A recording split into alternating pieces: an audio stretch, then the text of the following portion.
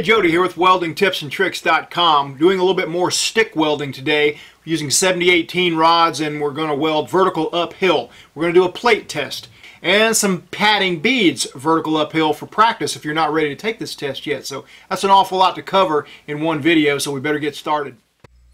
Alright, well, this is the test. Very common test and oftentimes given along with an overhead test. So vertical and overhead, very common to take together for shipyards and heavy equipment type operations and things like that. But we'll start off trying to shoot for a 90-degree rod angle. No push, no drag, shoot for a 90-degree rod angle. And the reason I suggest that is, for me, if you're like me, when you shoot for a 90-degree, you're going to wind up with a little bit of push angle anyway. So that works out good for me. Hope it does for you too. I'm going to be starting off this first pass here at about 120 amps. So let's just fire up on that thing and take a look and talk about it. You can see already I got a little push angle going, even though I really wasn't aiming for that. What you're trying to do on the root pass is you want to consume the corners of the bevels without leaving any undercut or anything like that, and you also want to burn into the back end strap. So it takes a little bit of rod movement usually in order to do that. Now this root pass sometimes is run in two passes using a smaller rod. Some people prefer to do that. Nothing wrong with it. It's not always permitted though. Now I should be coming up on those walls a little bit further than I am, and I'll show you. I'll go ahead and show you all the passes on this first test plate all the way out and talk about why that was a little bit of a problem. So I'm not coming out quite wide enough in order to put a heavy root pass in there to lessen the whole total number of passes it takes to finish this thing. We'll take a look at it later. Alright, so my tie-in is that's one rod, took me that far. Kind of light up in front and long arc it just for a little bit and then get right back in that crater.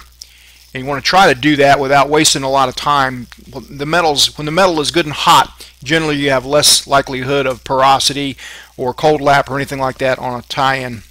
Oftentimes I'll keep that second rod in my hand and I'll just chuck it right back up, and as soon as I get out I'll just pretty much get right back in there. Alright, well, let's talk briefly about stringer beads versus weaving. More and more welding tests are requiring stringer beads and prohibiting weaving. That's because of an issue with heat input. Weaving puts more heat in. Oftentimes you'll see somebody weaving on something like a 3/8 plate and you'll see a red hot area just moving up the plate like the size of a $half. That's good for welding as far as burning out slag and restarts and all that stuff. Bad because it causes grain growth. Grain growth is kind of a degrading of the materials. Big grains can cause a loss of toughness, and that might cause a bridge, a building, a high pressure steam line to fail 10, 15 years down the way when it's designed to last a lot longer than that, as long as the grain growth didn't happen. So that's the reason they require it. And it's a little bit more complicated than that, but that's it in a nutshell. So you've got to be ready to run stringers. Now if I have my preference, I would at least run like one hot weave pass over the root, just because it's kind of tough to stack two in there. That's where you're most likely to trap yourself and trap slag and not penetrate into that crease if you don't stack your beads, your stringers properly. So if I had my druthers, I would weave at least one pass after that root pass and then do stringers. You have to follow the WPS, the welding procedure specification that they give you when you're taking a welding test. So let's get back to the video. Alright, this is just an example of what I would prefer to do. I'm actually using a different machine here. It's a Miller Thunderbolt, and you can hear it buzzing in the background. But I'm using a, one weave pass over top of the root pass, and it's going in there nice and hot, and that's what I would prefer to do, and then stringer the rest of it out. But again, not always allowed. So I'm doing stringers for this video. This is the first pass over top of the root pass, and it looks something like this. I'm starting out on the right hand side. Really doesn't matter if you go left to right, right to left. The main thing is to plan ahead. So I've got this thing far enough to the right so that I'm leaving myself enough room to put that second pass in without having it be too tight of a valley. Oftentimes, again, grinding is not allowed on welding tests, or if it's allowed, it's permitted under very limited circumstances. So see, I've got a nice little area in there. It's not too tight. Rod fits in there nice and good. So the second pass over top of the root pass should go in there okay. Let's do that. Even though I left myself plenty of room, and I'm running pretty hot here, it just always wonder if I'm really getting in there like I should on these stringers, and that's what I really don't like too much about them. But that is the trick, is you got to plan one beat ahead so as not to place that second to the last beat. In this case, it was the second beat is the last beat, but you got to plan one beat ahead so as to leave yourself enough room to burn in.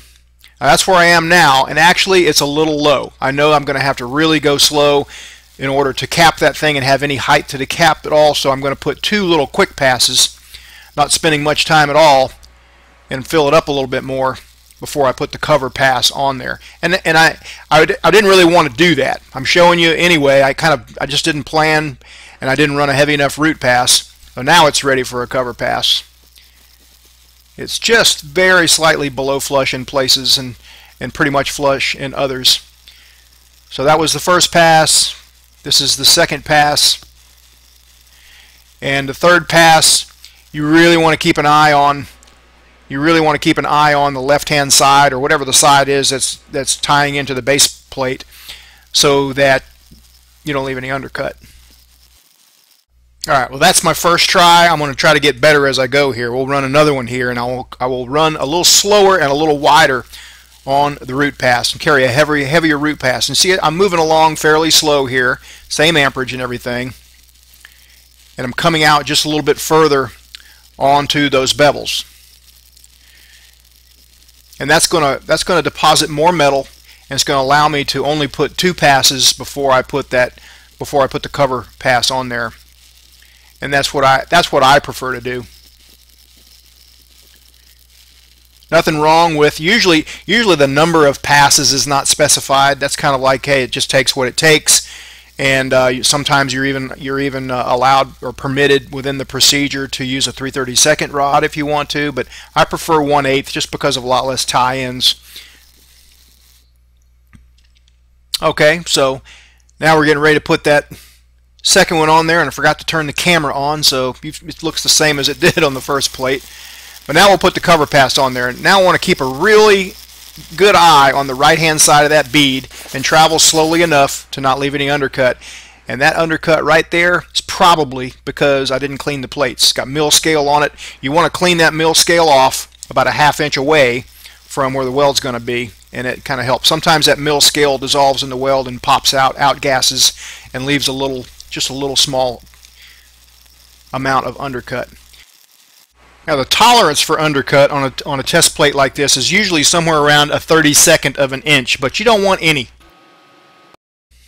And if you need to, for the last bead, if you're having trouble with undercut, because now all you're doing is welding a bead on plate pretty much with that last bead. Turn it down a little bit. I turned it down to 110 amps here, just to try to make sure I didn't have undercut, and boom. That one's done now. Let's take a look at that. After a little wire brushing, a little better than the first one. Hopefully the third one would go even better. So while we got this plate here, and I had a backing strap welded on it with some scrap, let's go ahead and run a lap joint on that backing strap, and then we'll also do some padding beads vertical, which is really good practice if you're not ready to do a plate test yet or anything. If you can't run a good bead vertical uphill, it makes a lot of sense just to do padding. One thing I want you to notice about this lap, the first pass in that lap joint, I'm really not doing anything different than I was the first pass in the V-groove joint. So, if you can weld vertical up lap joints and vertical up on just padding beads, then you can do a plate test. Same technique, very little movement, maybe just a little bit of side to side, or a little slight upside down U. Lots of different methods work. Find something that works for you and practice and perfect it. Doing just a little 3-pass fillet weld here, and actually I'm not holding long enough on that left side, and you'll see what happens when I chip the slag off this thing. A little bit choppy there. See that? Should have come over a little bit further and kind of consumed and totally rolled that edge over. It would have looked better. Alright, I got some scrap plates here. Just going to do some vertical beads, stacking them on top of one another. Really good practice. No point in burning up test plates if you can't do this yet, so it makes sense to get some scrap and just stack a whole bunch of beads. Practice the stacking, practice running good beads, practice stacking halfway over top of each other, and it really does kind of ingrain those motor skills in you to where it's kind of second nature. A little side view here so you can see again that 90-degree rod angle that I'm attempting to achieve. A lot of times I'll prop, sometimes I'll use one hand and just kind of steady myself up with the other hand on the piece. Whatever works for you. It doesn't hurt to practice using one hand too, because there are going to be those times when you don't have a choice. And you can notice I've got a slight push angle going even though I'm shooting for 90 degrees. Now I'm using a very little electrode manipulation here, just trying to just very slight side to side to help the bead to flatten out. Also I'm messing around with several different machines here. You might notice different stinger come into the picture here. And so I'm playing around. Some of them are inverters, some of them have arc control, also called the dig function. Padding beads like this is a great opportunity to mess around with things like the dig control or arc control and learn what they do before you get on to actual test joints and things like that. Arc length is a big thing on this type of exercise. Anything out of position, vertical and overhead. And you can see I'm holding a long arc here. Things are not going well at all. Puddle is drooping, sagging, and there, boom, there it goes, it falls out. Big ball of fire down my boot if I'm not careful. Some of the best advice I can give you for welding a vertical uphill joint like this is use enough amps that you can hold a tight arc without sticking the rod, then hold a tight arc. Another thing is about 120 to 135 amps is about where you want to be. Shoot for that dead nuts 90-degree rod angle. You'll probably have a little push angle anyway. Limit your electrode manipulation because some tests are very strict on that. And plan ahead one bead. Make sure to leave room for that next bead so you don't trap yourself in a corner. Alright, well that is all I got for you today. Thanks for watching. See you next week.